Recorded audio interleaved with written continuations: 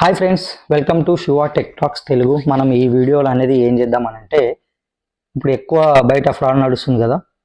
మీ ATM card నుంచి డబ్బులు ఏమైనా మిస్ అయ్యా, అన్నోన్ పర్సన్స్ ఎవరైనా రిమూవ్ చేస్తున్నారా లేదా అనేది తెలుసుకుందాం.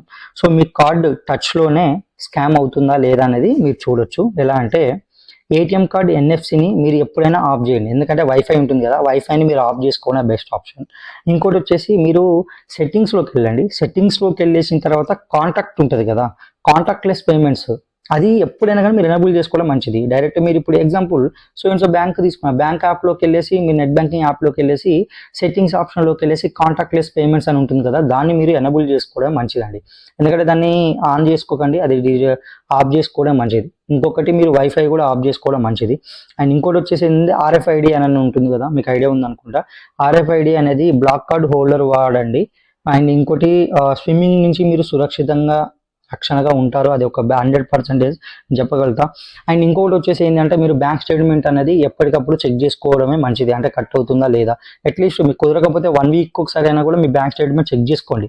అంటే మీకు తెలియని నెంబర్ కానీ, మీకు తెలియని అన్నోన్ పర్సన్ కానీ అమౌంట్ షేర్ ఏమన్నా అయిందా, ట్రాన్స్ఫర్ అయిందా లేదా అని చెక్ చేసుకోండి. ఒకవేళ కనుక అలా ట్రాన్స్ఫర్ అయింది అనుకోండి, వెంటనే బ్యాంక్ వెళ్ళండి, కంప్లైంట్ రైజ్ చేయండి. ఓకేనా.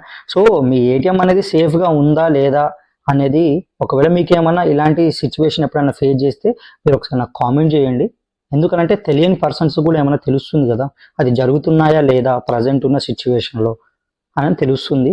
ఈ వీడియో అనేది మీకు యూస్ఫుల్గా ఉంటే మన ఛానల్ని కనుక ఫాలో చేయండి, సబ్స్క్రైబ్ చేయండి, లైక్ చేయండి. Thank you.